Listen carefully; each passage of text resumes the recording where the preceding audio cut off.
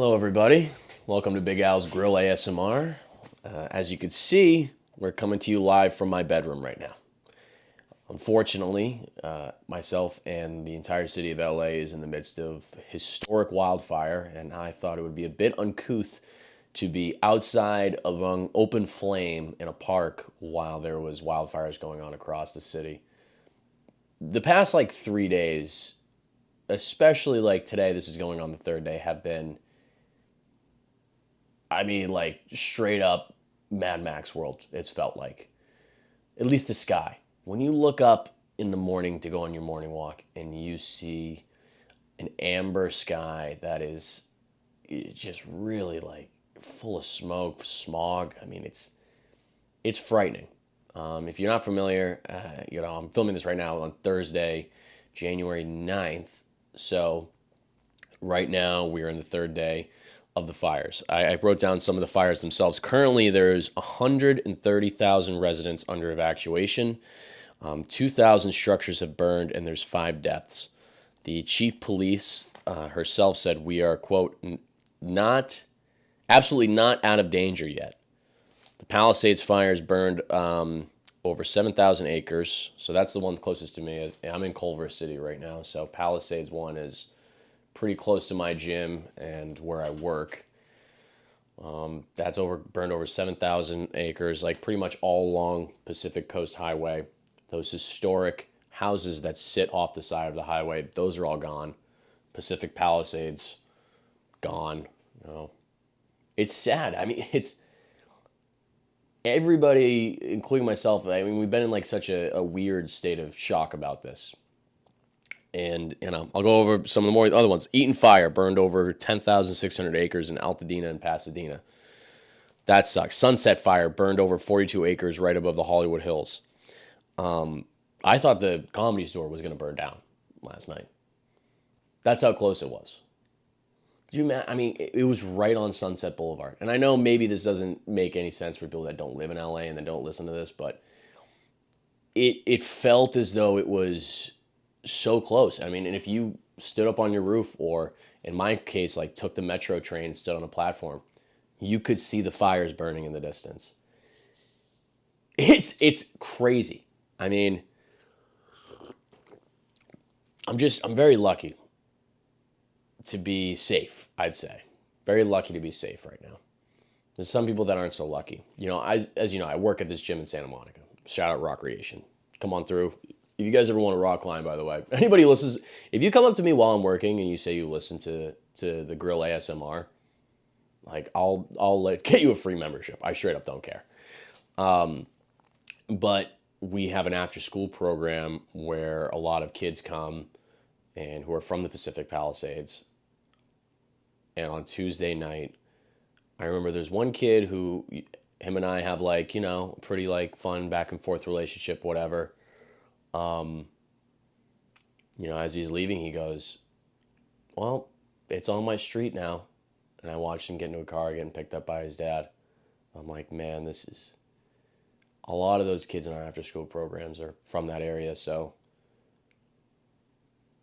it breaks your heart really more than anything. Because they don't really deserve that. Already there's all this finger pointing going on from the right, especially, of course, it doesn't help that our president gets on there and he's like, they should have fucking raked the forest. It's yeah, man, in hindsight, all this is in hindsight. Blaming does nothing. Can we have some empathy for the people that are going through insane, their lives are being turned upside down? I don't know. And I think people really that don't live in LA or never been to LA. They hate LA just for what it represents, and they hate California for what it represents. But this is a beautiful city.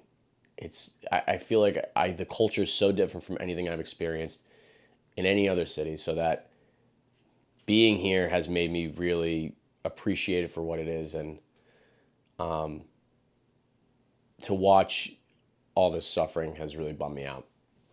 And I mean, if you want to help, I'll leave some links as well in this episode if you want to help out for any of the families affected, or if you want to donate or any of that. That would be wonderful. I'm gonna probably do a lot of stuff at the gym myself, just because I think we're gonna, create some programs to help out with people. And I don't know. It's just been hard, and I've tried to like kind of go and take the past 2 days and try and make them as normal as possible. But it's so hard when this is going on. I don't feel as though I can. You can't get up and just go, you know what? Let me write some jokes, like, because stand up's not happening right now. What am I gonna do? What am I gonna get up on stage and be like, oh geez, the hills were on fire last night. I thought my ex-girlfriend came back into town. I'm not gonna do that. I'm not a psychopath. So yeah, comedy's done. So it feels like everything in the city is kind of like turned to a bit of a standstill. I'm yeah, I'm sad about it. And all of this is kind of like starting to remind me of this book that I read this past year called The Great Displacement by Jake Biddle. I believe the book was called Great Displacement by Jake Biddle. I think I've referenced it in one of my past episodes, but basically what is going to happen now that these fires have destroyed so many neighborhoods is that the housing crisis in LA is going to exacerbate to an insane degree. Especially when it's coming from people that were living in Malibu, you know. Granted, their suffering is not diminished by any means by the wealth that they have, but they'll now be able to come into an already very crowded housing market and outbid or overbid for people that were in other neighborhoods, just based on, who they are, and how much money they have. So this is going to make, I think, even like rents like kind of even more jump up a bit.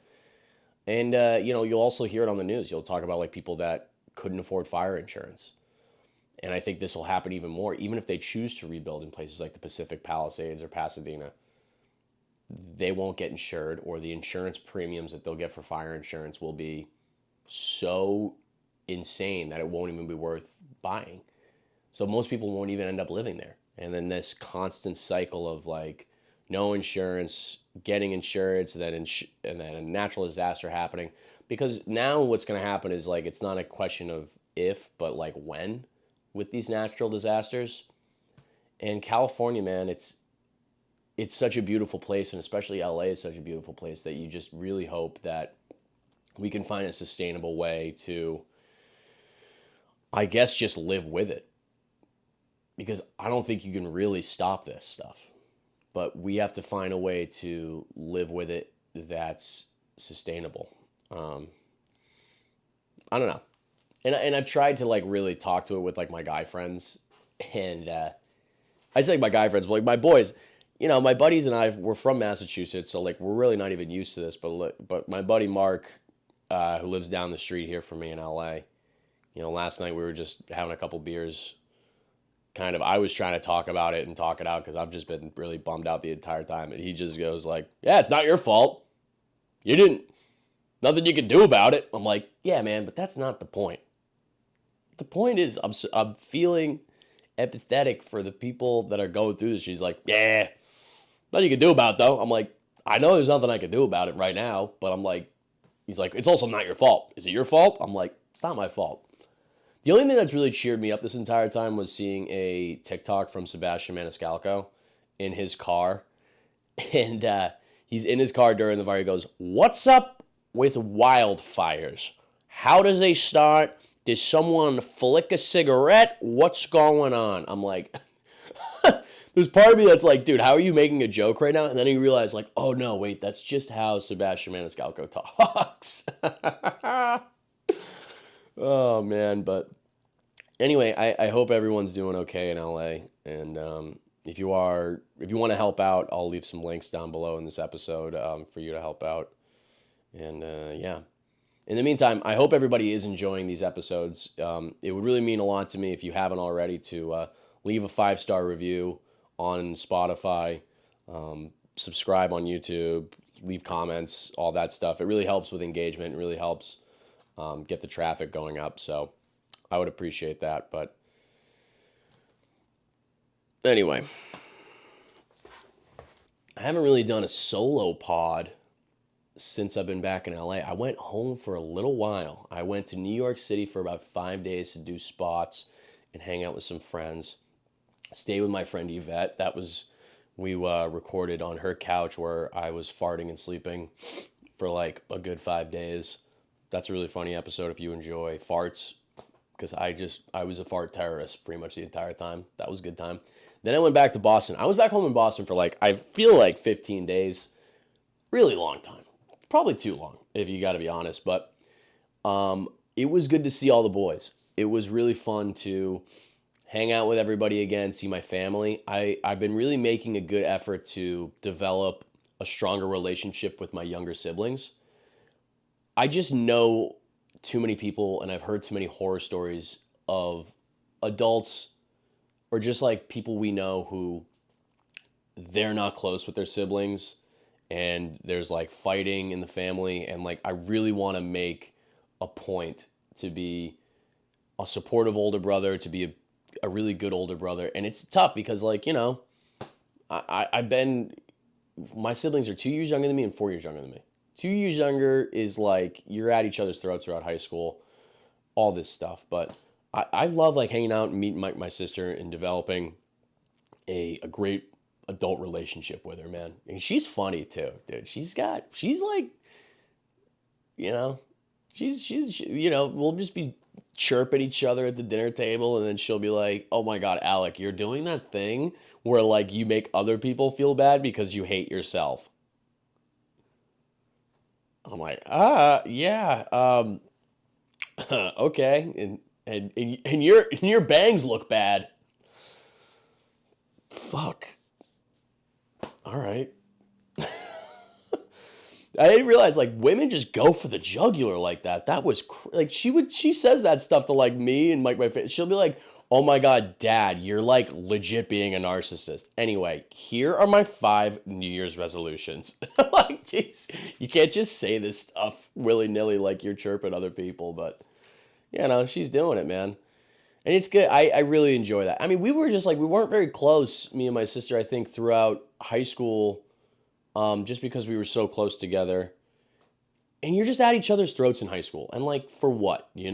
For like not doing the dishes, like, hogging up the computer room. Like, if you, and then you like bring all this stuff over. This is what you need. Like when you go off to college or like you get out of the house and you're completely separate from your family for a little bit, that's when you can really make those bonds better, because you need to realize how much worse you could have had it. Like living in freshman dorms in college makes you appreciate those little tiny hairs, or like those long hairs that your sister leaves on the shower, like on the wall of the shower. I'm like, ah, man, I miss those tiny hairs as I'm stepping in vomit without shower shoes, in the boys' freshman dorm. And I think a lot of older brothers, maybe this like speaks from my own experience, but as the oldest sibling in general, you kind of hold a bit of resentment because you feel as though your younger siblings had it better than you, which is, it might be true. Maybe they like have it better. Maybe they like have it easier off. But you got to realize that the oldest kid, we are just the test kid. That's it. That's it. You got to just look at your parents as if they're wearing lab coats and they're going, all right, let's yell at him the most, and then let's put the girl in Irish step dancing. 18 years later, we'll compile the results and see what happens.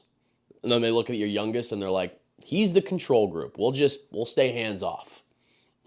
you know, it's absolutely bonkers to me. But it was so much good spending quality time with my family. I love the holidays, and they were so like warm, and I treasure them every time. I really do. It was good. My mom got a new game. Every year my mom tries to get a new Christmas game that we all play together. This year, I think it was like the ball that you put on your head. So like you wrap essentially an elastic band around your head, and then there's a ball connected to a string, and you have to like punch the ball as fast as you can. And I was on mushrooms during Christmas Eve, so I was just like I did not miss one. And everyone was like, "Oh my God, Alec, you have." I'm like, "Yeah, I have superhuman hand-eye coordination. It's pretty sick."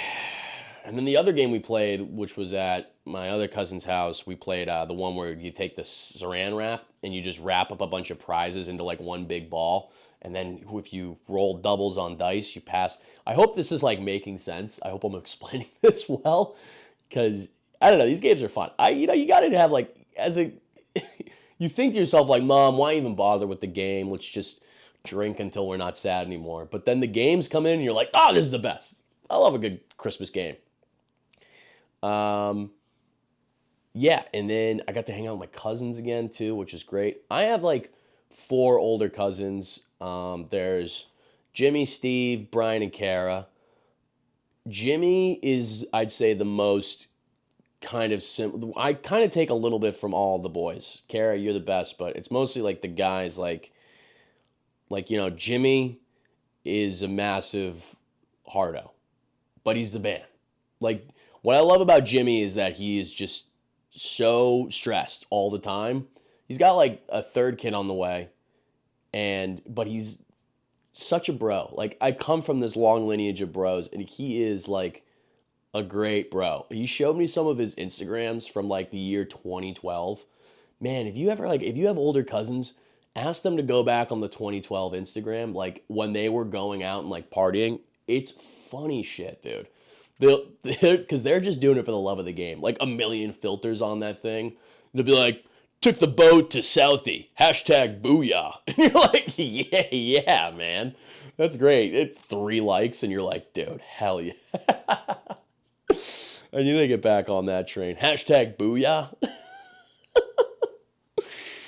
And yeah, I mean, I get to hang out with Jim a lot, and he'll like tell me, he's like, dude, you got to get a tattoo of like a tiger with sunglasses smoking a cigarette. I'm like, I actually don't have to do that at all, but I like your idea though.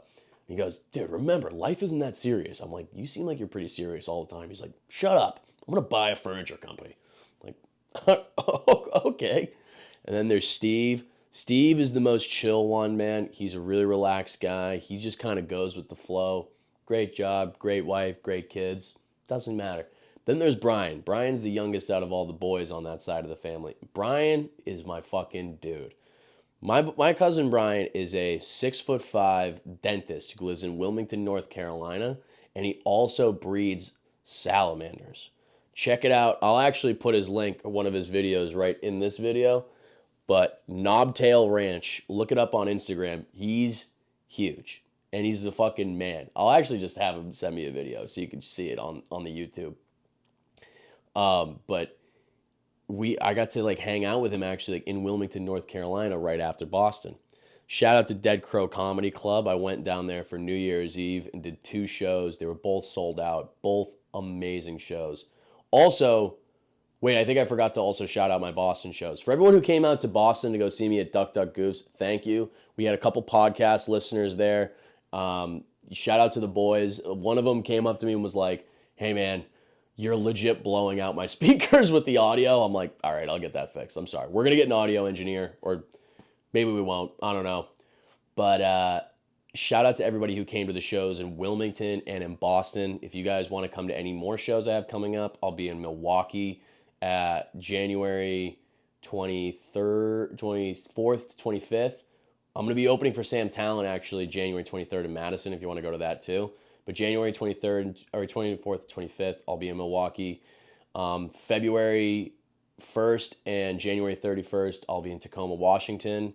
And then, yeah, like there's plenty of stuff coming up, guys.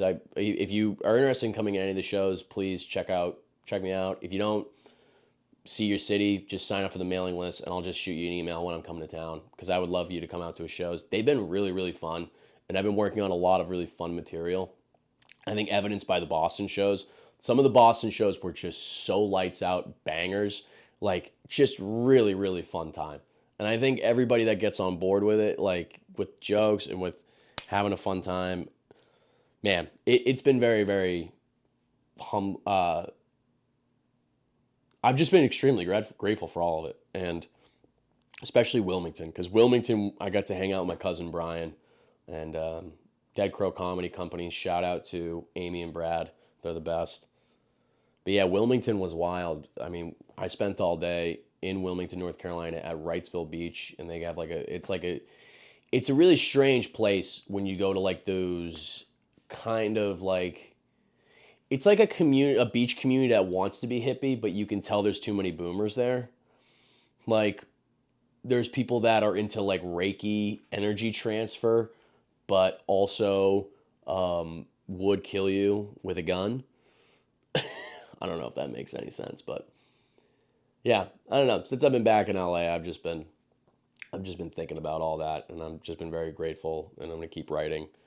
Um, all right, you know what? I think what would be fun is if I went over some of my 2025 goals for this year. I think that could be a fun little exercise for all of us. Here's some things I hope to accomplish in 2025. And let me know, you guys. So number one, sell out a weekend on the road. That would be big for me. We had 2 sold out shows January 31st on New Year's Eve. That was kind of a rite of passage for me to be able to do New Year's Eve. So that was pretty big. But I want to do a weekend on the road and sell it out completely. Hopefully we get up there. Number 2, create art without fear and find yourself in the art. That would be that's more of an esoteric one. The Tonight Show. I want to get on the Tonight Show. I think that might be possible. I want to get past at the Comedy Store / Comedy Cellar. See whatever one works. I mean, like I just said, I thought the Comedy Store was about to burn down last night. So whatever's open for your boy. No phone for every 1.5 hours every day. I'm going to try and make sure that's a possibility. So far, it hasn't been going super well. I think it has to do with me keeping up with the fire updates, but excuses.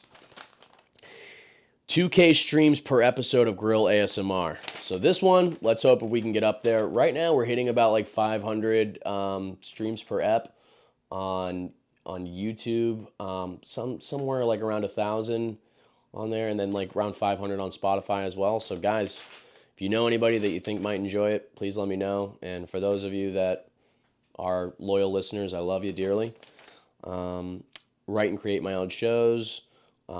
Becoming Bison, that's going to be coming in the future. I'm so excited to tell you guys about that. You're going to be getting first inside access to this wonderful reality show I'm creating called Becoming Bison. Take a furniture building class. I want to go full Amish on you boys. All right, on you boys and girls. You know what I'm going to do? I'm going to take a furniture building class this year, and I'm going to create one of the chairs that has the inside cut out so that I can whip someone in the nuts with it, except I'll only just whip myself. And I also want to learn Spanish. I think that could be fun. Lo siento para your cojones. Cook a nice meal once a week. That could be really good. Listen to my records for 30 minutes a week. I think I just got a record player for Christmas, so I'm going to be a big record boy now. Is that a toxic trait? Probably. This seems like a toxic guy thing to do, to be the record guy.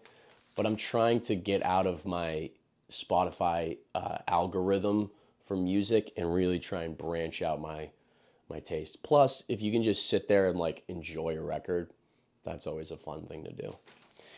No more porn.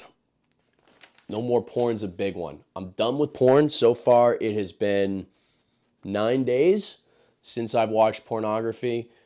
I had a big problem where like I was doing this thing called death grip syndrome. If you're not familiar, death grip syndrome is where you're gripping it too tight, and then when, push comes to shove and you're with a lady, you can't fucking come because you're used to it being so hardcore that you can't. And that was hand up. I was having that problem. So I'm done with porn. I'm going to try and get back to a place where I'm masturbating in a healthy way, because I want to make sure my fantasies are still my own, and I can also be in the moment instead of thinking about like, how does this compare to like Or would I rather be doing like, yeah, like I need to make sure that's not good. My Instagram algorithm is not helping because it's all juicy ass. I think they know that I'm trying to go celibate off porn. They're trying to get me back in. And I'm also, I think I wrote down in here, be intentional with dating. What does that mean? So I feel as though I'm very, wishy-washy, but I think what I'm going to be when I mean intentional, I'm just going to be around. I'm going to be available. That's what I'm going to do this year. I'm going to be available because I think historically, top 4 reason people get into a long-term serious relationship is being available.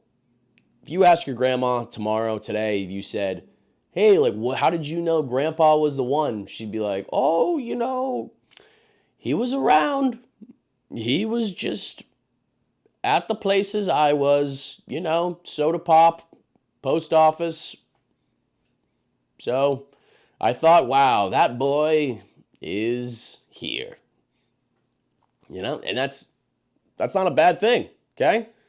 Then you ask your other grandma, and she's just like, your grandfather bought my virginity for 2 cows. You're like, okay, great. And so you take from that, you say to yourself, all right, I'm going to start dating people that I see more than 5 times a month in person, and I'm going to stock up on farm animals, just in case. That's kind of the move, I think, for me.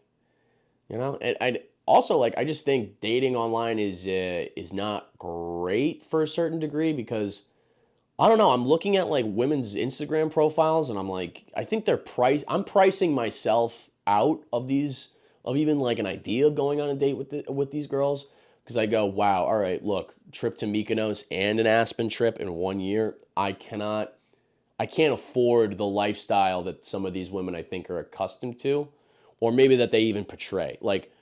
I'm going to start dating women or at least sliding into DMs when a girl posts a feed picture of beans for dinner tonight.